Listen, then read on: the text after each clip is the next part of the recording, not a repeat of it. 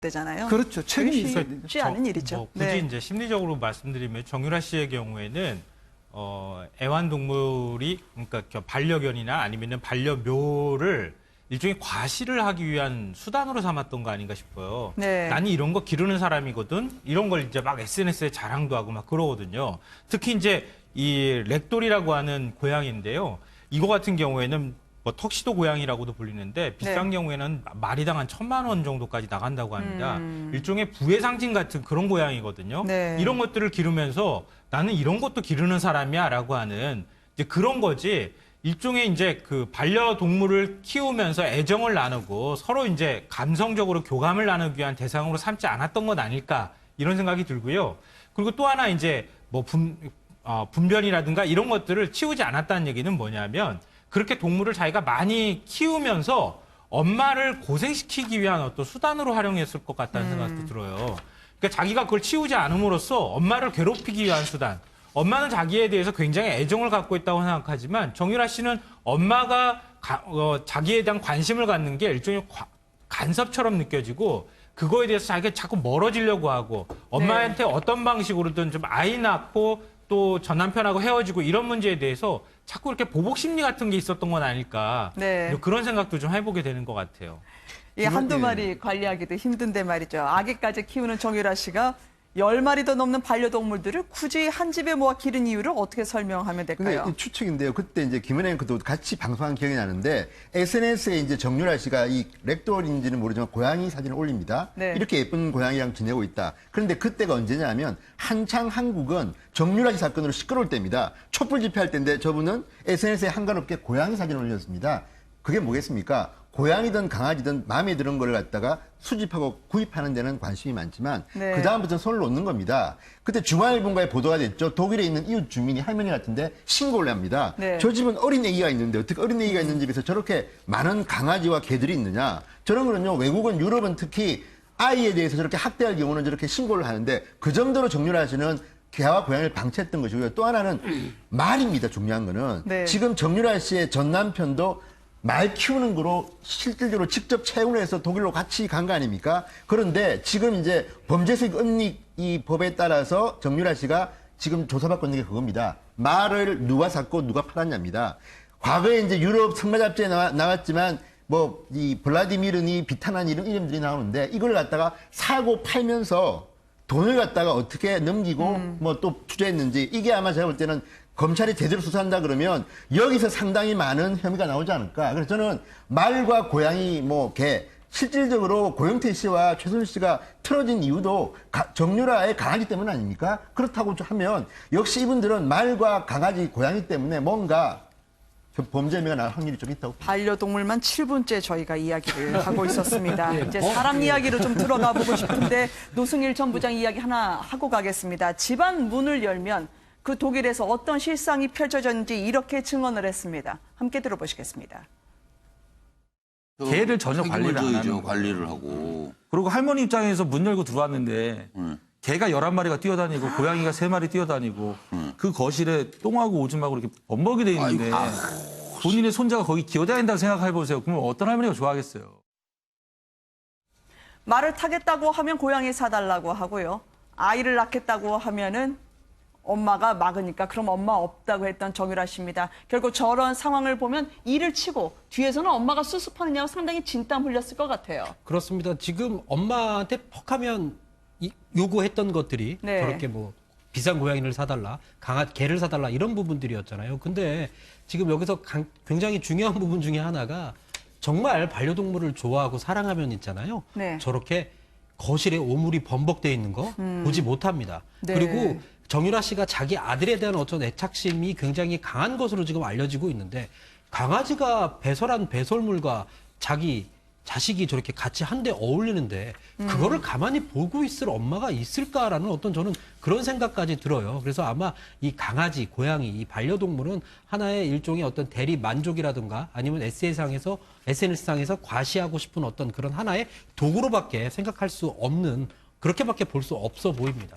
내 저런 걸 딸의- 보면 우리가 네. 좀 자녀 교육에 대해서 다시 한번 생각을 하게 되는 것이요. 결국 국정농단 사태도 가만히 들여다보면 결국엔 정유라가 그 핵심에 있거든요. 근데 본인은 승마를 별로 원하지도 않잖아요. 네. 또 대학도 가고 싶어도 않지요. 그렇지만 최순실 씨 입장에는 어머니로서 좋은 대학에 보내고 싶고 올림픽도 내보내고 싶고 네. 그다음에 뭐 그 뒤에 뭐 누구 얘기했듯이 뭐 국회의원도 시키고 싶고 그런 꿈이 있는데 이 아이는 전혀 그쪽과 관계없거든요. 그걸 무리하게 진화하다 보니까 결국 이렇게 된 것이 아닌가 네. 그런 생각을 많이 하게 됩니다. 자업자득 아니겠냐라고 혀를 차시는 시청자분들이 많지 않을까 싶어요. 왜냐하면 과거에 정유라 씨가 내가 아기를 낳겠다고 하니까 자신의 수족이나 다름없던 것으로 전해졌던 박원호 전 전무한테 내가 집을 사줄 테니까 차라리 자식을 낳는 정유라를 돌봐달라고 얘기했다는 게 참 기묘한 교육법 아닙니까? 네, 맞습니다. 지금 이게 2014년 12월쯤 일인데요. 네. 그러니까 정유라 씨가 임신을 한 거예요, 덜컥. 임신하고 난 다음에 최순실 씨하고 완전히 이제 틀어져 버린 거니까 네. 그 중간에서 누가 중재자가 필요했던 거죠. 그래서 평상시에 정유라 씨를 이제 승마를 가르쳐주고 했던 박원호 전무한테 이제 부탁을 한 거죠. 네. 내 딸 좀 가가지고 만나서 좀 설득 좀 하고 얘기 좀 해달라 이렇게 얘기했는데 그렇게 해가지고 박원호 전무가 수소문을 내서 신림동에 있는 근처에서 이 신주평 씨랑 같이 만났다는 거죠. 네. 그래서 만나서 같이 대화하고 얘기했더니 나는 엄마가 없는 사람이에요. 뭐 이렇게 얘기를 했다고 하고요. 나중에 그러면은 정유라 씨가 어떻게 해서든 아기를 낳는 거를 도와줘야 되는 상황이 돼버렸잖아요. 그러니까 집을 구해서 이 정유라 씨 아이 낳는 거를 도와줬으면 좋겠다. 이제 이렇게 됐는데 네. 밑에서 그러니까 정유라 씨는 2층에 살게 하고 내가 집을 구해줄 테니까 네. 그리고 그 박원호 전무가 밑에 있어라. 그러니까 최순실 씨는 더 이상 통제가 불가능하니까 박원호 전무가 우리 애 좀 돌봐달라 이렇게 된 거예요. 네. 그러다가 제주도에 가서 결국은 장시호 씨가 구해준 아파트에 가서 애를 낳았다. 이제 이런 얘기가 전해지고 있습니다.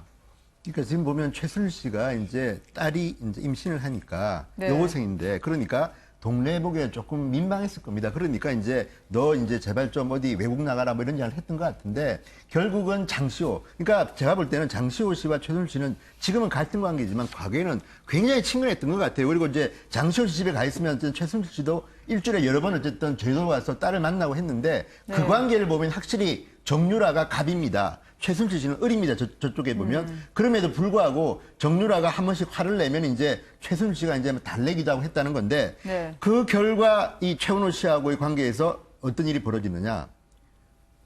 국가 대표 선수 때문에 문화체육관광부의 국장과 과장이 날아가는 현상이 벌어집니다. 네. 지금 우리가 뭐 박원호 씨 지금은 굉장히 친근한 아버지 역할을 하라고 하지만 이거는 최순실 씨 입장이고 다른 승마 선수 입장에서 볼 때는요. 박원호 씨와 정유라 때문에 다른 누군가는 훌륭한 선수가 대표 선수도 못 되고 또 누군가는 승마대회에서 1등을 갖다가 못하니까 갑자기 경찰서에 잡혀들어가기도 하고 심판들이. 네. 그러니까 저는요 지금 우리가 이제 이 입장에서 말은 하고는 있지만 다른 분들이 지금 피해를 당한 문화체육관광부의 과장이나 국장이나 다른 분들이 볼 때는 정말 최순실, 정유라, 박원호 씨 정말 참 뭐 그렇다 생각할 것 같습니다. 명색의 대한승마협회 전무까지 했다는 분인데 마치 한 여성의 딸의 집사처럼 아이를 낳기 전까지 제주도에 일주일에 3번이나 갔다고 참 그때 바쁘신 분이었을 텐데 근데 이렇게 속속이 챙겨주셨네요. 그렇죠. 그러니까 박원호 씨가 뭔가 이제 노리는 거나 얻기 위한 것이 있지 않았느냐. 네. 그래서 특검 수사에서는 이미 최순실 씨가 실세였고 뭐 권력서열 1위였다는 것을 알았다라고 진술한 것으로 나와 있습니다. 근데 어제 재판인가요? 거기서는 그 사실을 또 부인한 것으로 나왔습니다. 결국은 그걸 알고 했다라고 우리가 추정할 수 있고 그러면 이렇게 자기가 이제 비위를 잘 맞춘다. 우리 흔히 그렇게 이야기하지 않습니까? 네. 그렇게 했을 때 나중에 자기에게 돌아올 많은 어떤 것이 있지 않을까 하는 그런 예상되는 이익 관계 때문에 잘했던 것이 아닌가. 그리고 네. 이제 정유라도 말 타는 걸 싫어하고 말도 타고 싶지 않다고 이야기했지만 어쨌든 박원호 씨가 2005년에 처음 인연을 맺어가 그 이후에 정유라까지 말 타는 것을 지도를 했는데 박원호 씨 지도는 잘 따랐던 것 같아요. 그러니까 실제로 말을 타기 싫어했던 것도 아닌 것 같아요. 그러니까 네. 이 두 사람 관계는 어쨌든 박원호 씨가 참았던 어쨌든 관계가 비교적 나머지 다른 사람들에 비해서는 두 사람 사이가 좋았고 그렇기 때문에 최순실 씨도 이런 부탁도 할 수 있는 그런 사이가 되었던 것이 아닌가. 그 핵심 고리에는 역시 그런 이해관계가 걸려 있다. 그렇게 보여집니다. 늘 정유라 씨가 엄마를 이겼던 것 같아요. 뭐 말 안 탄다는 사례는 많이들 아십니다만 중학교 선배 이야기를 따르면 아이를 때려도 엄마한테 그렇게 당당하게 이야기를 했더라고요. 그 같은 학교 다녔던 학부모들이 아주 골치를 썩었다는 거 네. 아닙니까? 정유라 씨가 얼마나 친구들 괴롭히고 아니면 학교에서 그냥 좌충우돌로 막 행동하는데 그걸 제어할 사람들이 아무도 없어가지고 학부모들이 네. 굉장히 골치를 많이 썩었다 이런 얘기도 들리고요. 그리고 그런 얘기도 또 전해졌잖아요.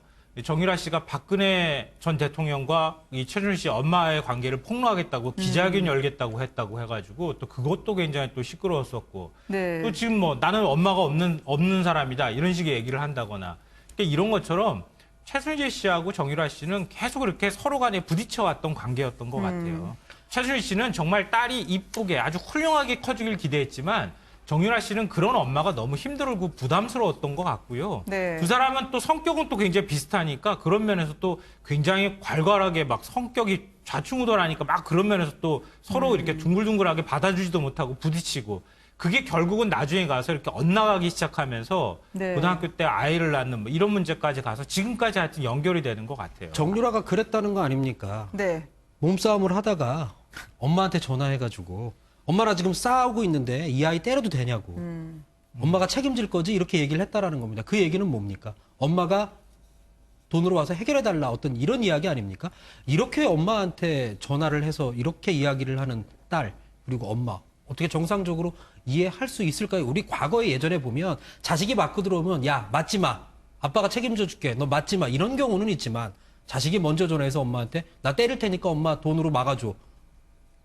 어떻게 생각이 네. 드십니까? 아니, 근데 돈이라고 자식이 얘기는 그럼- 안 했죠. 네, 그냥 엄마가 용돈을 주면 이걸 금인봉 받았다라고 해서 마치 회사 대표한테 돈 받은 것처럼 자신의 엄마를 바라봤던 정유라의 일 면목을 저희가 보면 늘 최순실 씨는 임신 사실을 숨기기 위해서 독일에서 누군가 바깥 사람을 만나면 회사 얘기하지 마라, 한국 승마 얘기하지 마라 하면서 강아지가 배설한 배설물과 자기 자식이 저렇게 같이 한데 어울리는데 그거를 가만히 보고 있을 엄마가 있을까라는 어떤 저는 그런 생각까지 들어요. 그래서 아마 이 강아지, 고양이, 이 반려동물은 하나의 일종의 어떤 대리 만족이라든가 아니면 SNS상에서 과시하고 싶은 어떤 그런 하나의 도구로밖에 생각할 수 없는 그렇게밖에 볼 수 없어 보입니다. 저런 걸 보면 우리가 네. 좀 자녀 교육에 대해서 다시 한번 생각을 하게 되는 것이요. 결국 네. 국정농단 사태도 가만히 들여다보면 결국엔 정유라가 그 핵심에 있거든요. 근데 본인은 승마를 별로 원하지도 않잖아요. 네. 또 대학도 가고 싶어도 않지요. 그렇지만 최순실 씨 입장에는 어머니로서 좋은 대학에 보내고 싶고 올림픽도 내보내고 싶고 네. 그다음에 뭐 그 뒤에 뭐 누구 얘기했듯이 뭐 국회의원도 시키고 싶고 그런 꿈이 있는데 이 아이는 전혀 그쪽과 관계가 없거든요. 그걸 무리하게 진화하다 보니까 결국 이렇게 된 것이 아닌가 네. 저는 그런 생각을 많이 하게 됩니다. 자업자득 아니겠냐라고 혀를 차시는 시청자분들이 많지 않을까 싶어요. 왜냐하면 과거에 정유라 씨가 내가 아기를 낳겠다고 하니까 집니다. 집안 문을 열면 그 독일에서 어떤 실상이 펼쳐졌는지 이렇게 증언을 했습니다. 함께 들어보시겠습니다. 개를 전혀 관리를 안 하는 거예요. 관리를 하고. 그리고 할머니 입장에서 문 열고 들어왔는데 개가 11마리가 뛰어다니고 고양이가 3마리 뛰어다니고 그 거실에 똥하고 오줌하고 이렇게 범벅이 돼 있는데 본인의 손자가 거기 기어다닌다고 생각해보세요. 그러면 어떤 할머니가 좋아하겠어요.